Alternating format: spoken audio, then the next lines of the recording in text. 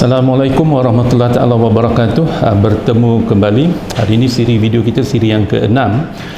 Okey, sebelum kita sambung penerangan kita minggu lepas tentang cara nak melabur saham di MFM Securities.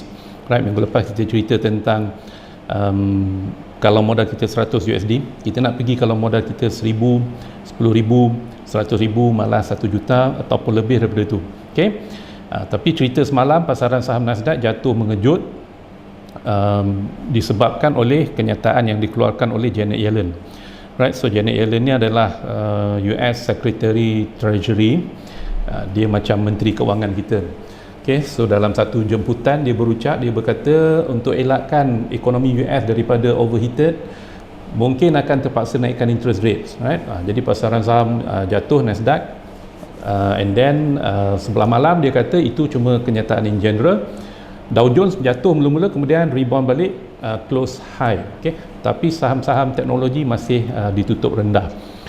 Right, so siapa yang menonton video kita, perkara yang terjadi semalam tu kita dah berikan guidance. Okay, bermula seawal mungkin 19 April lah, ini bila moving average. Ini sebenarnya artikel-artikel yang kita dapat daripada internet, yang kita sharekan. Okay, yang menulis ni orang-orang hebat dalam industri lah, insyaAllah. Okay, yang terbaru kita cerita tentang minggu lepas results Amazon, Apple dan AMD. Ini tiga saham-saham besar di US. Result mereka bagus, tapi pasaran saham share price mereka ditutup rendah. Right, so ini adalah tanda-tanda bearish. Bila kita ada news yang bagus tapi pasaran bergerak ke arah yang berlawanan, ikutlah pasaran. Okay, tak boleh nak ikut pendapat kita. Okay, so ikut pasaran sebab market is always correct. Itu antara statement yang kita biasa dengar. Okay, so Janet Yellen from time to time di FB saya kita shoot lah apa-apa news yang buatkan pasaran bergerak. Memang sentiasa ada news yang buatkan pasaran bergerak, cuma kita tahu atau tidak saja news yang mana satu. Okay, so ada permintaan untuk kita explain kenapa bila kita kata bila interest rate menaik ataupun bond yield menaik, dia beri kesan kepada pasaran saham. Okay, yang pertama kita kena faham ialah kita pernah share data. Hari ini saya tak prepare data. Kalau siri yang pertama kita ada tunjuk ataupun siri kedua tentang market cap Apple kan. Market cap Apple kita bercerita tentang ratios. Dalam data Apple tu, kalau tuan-tuan pergi ke CNBC ataupun investing.com, type Apple ataupun apa-apa saham, contoh macam Tesla, kita akan ada earnings per share. Right, daripada earnings per share itu kita boleh kira price earnings ratio. Maksudnya price bahagi dengan earnings per share lah, dapat price earning ratio. Yang jadi isu sekarang adalah earnings yield. Earnings yield ni sebenarnya adalah 1 over price earning ratio tu. Okay, so price earning ratio yang terbalik. Jadi bermakna siapa yang PE ratio dia tinggi, growth stocks biasanya PE ratio dia tinggi, right? So bila PE ratio dia tinggi, itu bermaksud earnings yield dia rendah. Okay, bila bond yield ataupun interest rate menaik, pelabur dia ada pilihan. Okay, dia boleh pilih untuk letak duit dalam aset yang lebih rendah risiko. Okay, bond adalah aset yang lebih rendah risiko berbanding dengan equity. Apa maksud dia rendah risiko? Bond dia punya volatility dia kurang. Okay, dia kurang volatility. Equity market dia boleh tersangat volatile. Okay, so investors ada pilihan untuk letak kepada aset yang lebih rendah risiko dan berikan pulangan atau yield yang agak menarik juga. So bila bond yield menaik, inilah yang terjadi, earnings yield akan menjadi tidak menarik lah. Okey, earnings yield jadi tidak menarik. Ini yang saya dapat daripada Yardeni Research. Ini antara orang-orang hebat juga. Data ni dia bagi internet, you Google je ada. Okey, dia bagi. So yang merah ni lah, yang merah ni earnings yield, dia mula trending down, and then yang biru adalah bond yield. Okey, yang masa data ni diambil 1.58. Kita punya projection bond yield memang boleh break balik 1.8, and then mungkin boleh sampai 2.5. Dia boleh bergerak, bila dia bergerak laju, dia memang boleh bergerak laju. Alright, kalau siapa yang trade gold semalam, kejatuhan gold semalam tu nampak daripada 17.84 tiba-tiba pergi 17.70 ataupun 17.73, naik balik and then jatuh balik. Okay, so pasaran saham kadang-kadang akan buat macam tu. trend untuk stock market, kita rasa memang akan ke situ. Okay, volatility yang kita nampak semalam tu, itu baru permulaan. Okay, itu baru permulaan. Itu pasaran saham jatuh, statement interest rate nak naik. Itu belum, semalam kalau perhatikan bond market yield tak naik. Dia sebenarnya menurun. Okay, mungkin ada flight to safety, jual saham, beli bond semalam. Mungkin itu yang berlaku. Alright, yang kalau yield ni menaik, then equity market akan jadi atraktif, pasaran saham masih boleh volatile. So masih ada risiko. Okey, masih ada risiko. Ini yang terjadi. Selain daripada earnings yield, kita tengok dividend yield juga. Dividend yield ni sebenarnya dalam bulan 25 Februari nota ni daripada CNBC, the bond punya yield dah matching. Okey, so maksudnya saham yang bagi yield yang sama dengan bond, lebih baik kita beli bond, sebab bond dia selamat. Of course saham dia ada potensi kenaikan harga lah, tapi pelabur besar, pelabur majority, siri 1, siri 2 kita cerita 100, yang pasif ni diorang suka pulangan, diorang tak suka volatility, right? Dan presentation kita siri 1 sampai 6 ni untuk orang-orang macam mereka juga. Mereka ni sebenarnya adalah lebih ramai berbanding traders yang ada. Okay, hedge fund dalam 3 trilion, mereka ni ada dalam 100 trilion. Okey, so ada banyak saham-saham yang sudah menjadi tidak menarik. So saham-saham yang tidak menarik ni PE ratio yang tinggi apa semua, dia mula jatuh lah. Okey, contoh macam Tesla kan, saya ingat Tesla dia punya PE ratio dalam 700 ataupun 600 lebih. Okey, so kemungkinan untuk Tesla jatuh lagi tu masih ada lah. Okey, ada ni stats ni yang kita nak tunjuk. Ini adalah ini Tesla lah. Okey, Tesla harga 666, kita ada earnings per share dia lebih kurang RM1, price earning ratio dia 671. Right, jadi earnings yield dia ataupun PE dia yang tinggi ni, dia jadi tidak menarik bila interest rate menaik ataupun bond yield menaik. Okey, ini adalah historical interest rates dengan S&P 500 PE ratio ikut sejarah. Bila interest rate tinggi memang PE rendah sebab ada trade off. Ini zaman-zaman 73, kalau you buat research, ada oil war. Masa tu US dengan Arab pun berperang tahun 73, 74. Ini zaman-zaman interest rate tinggi ni, tahun 80-an, ada Iran-Iraq war ni masa ni.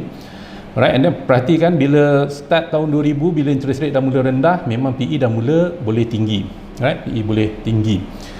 Alright, so jadi dari information ni kita punya saya punya projection ialah interest rates dia boleh sampai 6% on average. Okay, long term average. Sekarang kita 0.2 lebih kurang lah, 0.2 lebih kurang. Okay, so maksudnya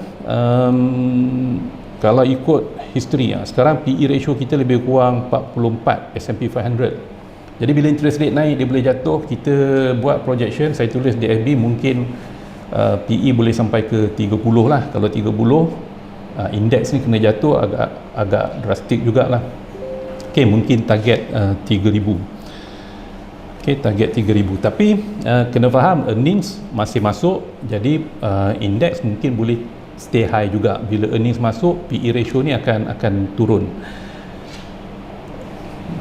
Okay, so alright, ini yang berkenaan dengan PCE. Kalau video yang lepas saya lupa apa ni short form PCE ni, personal consumption expenditure. Okay, data dia keluar hari Jumaat, and then kemudian apa yang terjadi ialah data ni di bawah expectation Federal Reserve lah. Federal Reserve nak tengok target 2% dalam chart daripada advisor perspektif ni. Perhatikan, kita gunakan information daripada internet. Ada banyak orang yang bagi maklumat menarik. Salah satunya adalah advisor perspektif ni. Okey, so dia buatkan chart yang cantik ni. 2% target, data yang keluar 1.83%. Okey, sebab tu hari Jumaat tak ada jadi apa-apa sangatlah dekat pasaran saham. Dia jadi bosan. Dia jadi bosan sebab yield pun tak naik, yield menurun. Okey, ini yang gambar yang besar sikit. Alright, so setiap minggu memang kita buat mapping untuk traders, peristiwa penting. Right, minggu ni, hari ni hari Rabu, besok hari Khamis 6 Mei, antara isu penting ialah ada election di Scotland. Right, dan parti yang menang tu mereka akan cuba buatkan Scottish referendum, maksudnya untuk macam Brexit lah, Brexit nak keluar European Union 2016, okey. So Scotland dia mungkin akan buat undian untuk keluar daripada UK, okey. Sebab alasan dia ialah mereka nak stay dalam EU, tapi Britain choose keluar. Okey, so pound sterling mungkin boleh volatile, right? Boleh volatile. And then ada banyak data-data yang tak berapa penting tapi boleh jadi penting bergantung pada kesan dia kepada inflation dan bond yield. Ada banyak data-data daripada US, and then kita ada result Pfizer semalam, hari Selasa semalam. And then Pfizer apa yang dia buat, dia kata dia punya earnings 15 billion revenue tu dia upgrade jadi 26 billion. Alright, so ini antara saham-saham yang kita recommend to hold lah di MFM Securities. Boleh beli melalui MFM Securities. Ok, so setiap minggu memang ini kerja saya ialah kita check apa data-data yang keluar yang mungkin buat turun naik pasaran. Semalam crude naik banyak, isu dia ialah Europe dengan US. US punya oil consumption lebih kurang 25% and Europe pun mungkin lebih kurang sebab ekonomi dia lebih kurang sama. So reopening dah mula dah, Florida, macam news di Florida dah mula buka dah di US. Walaupun kita ada isu di India, tapi ekonomi yang besar-besar ni dah mula buka, mereka dah mula ada herd immunity. Europe kalau tak salah herd global Europe punya herd immunity nak sampai 70% tu bulan Julai ke Ogos kalau tak salah dia kata. So dalam masa terdekat mereka akan mencapai herd immunity. Ok, so Scottish Independent kita dah sebut. Ini data-data penting lain. Alright, so hari ni kita nak cerita tentang macam mana melabur kalau modal kita 1000 USD. Alright, kalau modal kita 1000 USD, kita sarankan pilih saham-saham yang ada dalam indeks. Alright, ini komponen Nasdaq 100. Perhatikan weighting yang atas sekali adalah Apple. And then ada Microsoft, ada Amazon. Tengok harga dia 134, Microsoft 260, Amazon 3398, 3000 right. And then ada Alphabet Inc 2296. Okay, so kalau modal kita 1000, ingat kita cerita beli lot 0.01 macam beli satu shares, right? Macam beli satu shares.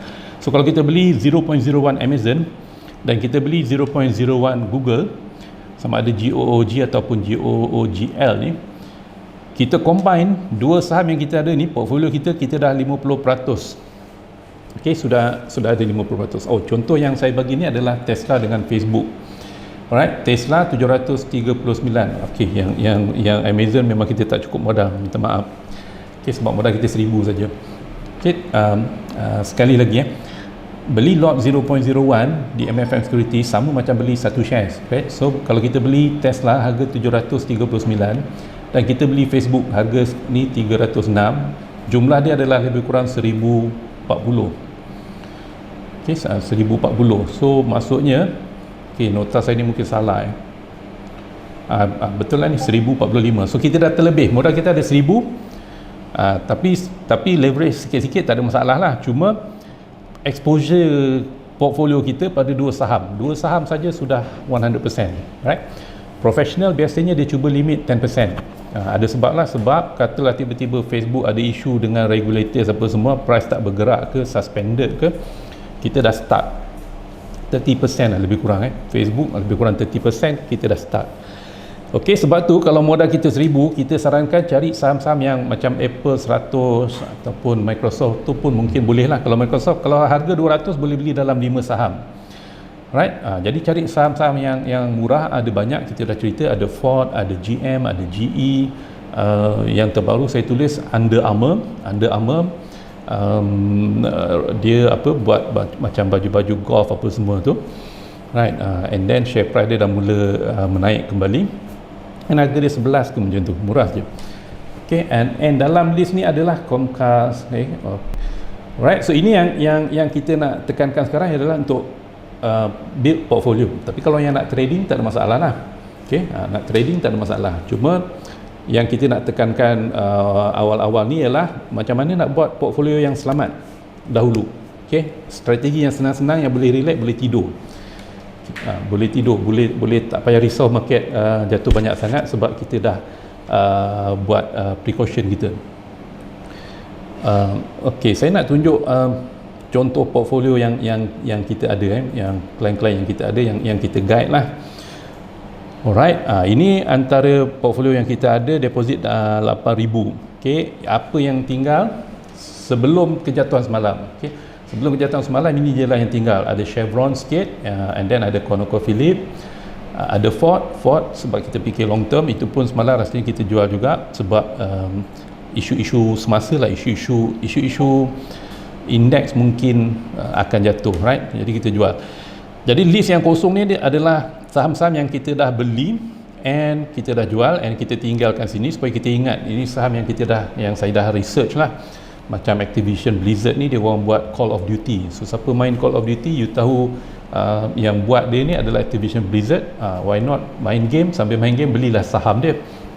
Okay, alright, so yang kita tinggal, kita punya exposure lebih kurang 30%, right? Memang kita sarankan bawah 50%. So ini exposure kita lebih kurang 30%. Bila pasaran saham jatuh, alhamdulillah kita boleh shopping. Tapi macam saya katakan, strategi kita ialah sebabkan semalam tu jatuh belum lagi disebabkan kenaikan bond yield. Okay? Jadi kita kena jagalah, sebab bond yield naik nanti mungkin pasaran boleh jatuh lebih teruk lagi. Estimate antara 10% ke 15%. Estimate. Maksudnya kalau indeks Nasdaq 14,000, lebih kurang 2,000 point lah, lebih kurang 2,000 point. So level 12,000 ke atas baru cantik untuk betul-betul membeli. Okay, so ini antara beberapa portfolio yang kita ada lah. Dalam ni orang ni dia ada Harley Davidson pun kalau tak salah 40 pergi ke 50, kalau tak salah lah harga dia. Alright, and then semalam kita jual juga Pfizer sebab bila kita fikir portfolio, kita fikir keseluruhan ni, kita nak protect keseluruhan. Semua stok yang ada ni memang kita rasa dalam jangka panjang dia akan menaik.